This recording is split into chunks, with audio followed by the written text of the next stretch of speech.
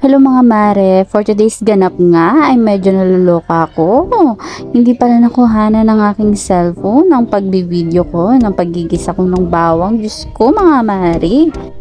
Diyos ko talaga. At ito na nga, inilagay ko na nga yung sibuyas and hanggang sa maamoy na natin yung aroma ng bawang at sibuyas habang ginigisa natin. At sunod na nga natin ilalagay dyan mga mare ay ang ating carrots na ginayat lang natin ng maninipis. Ewan ko ba nang nangyari sa cellphone ko habang nagbibideo, hindi ko mapindot. Diyos ko, nag-stock up and then bigla na lang siyang namatay.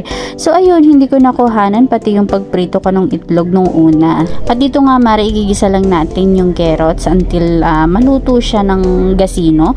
And isusunod na natin dyan ang ating repolyo. So iyan, ipagkukombine lang natin ng paggisa ang ating repolyo at ang ating carrots. Itong ulam recipe na ito mga mare ay napakamura lang at hindi lalagpas ng 100 pesos yung mabibili mo, lalo na kung iilan lang naman kayong kakain, di ba? Dito nga mga mare, hahalu-haluin lang natin until magkumbay yung carrots at yung repolyo natin. At siya nga pala mga mare, dito nga pala ako lagi nagluluto sa kawaling ito. Ito nga pala binigay nung aming ate nung kasal namin. At iyan, sinunod ko nang ilagay yung oyster sauce. Nasa sa inyo mga mare kung gaano karaming ilalagay yung oyster sauce. Yung sa akin kasi yung nabibili lang namin dito na tig 6 pesos. At pagkatapos nga mga mare ay halu-haluin nyo lang until manuot yung oyster sauce na nilagay natin dun sa ating ulam. Ay, gulay. Ay, ulam na gulay. At maya-maya nga ay lagyan nyo na din ng mga pampalasa. So naglagay ako ng 1 teaspoon ng asin at sinunod ko na nga dyan mga mare ang paglalagay ng ating seasoning.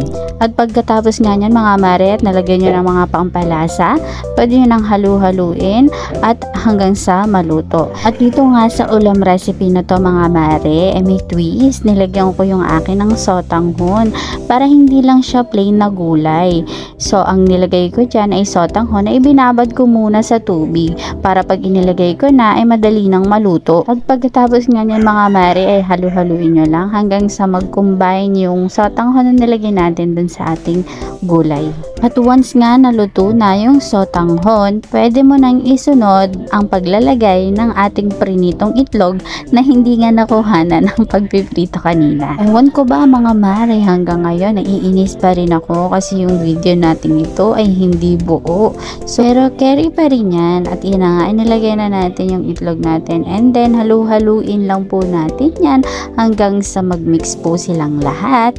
And ready to serve na po iyan. So, ayan nga mga mare, hanggang dito na lang po ang ating video. And please don't forget to subscribe, like, and share my video para po updated kayo sa aking mga susunod na videos. Bye-bye!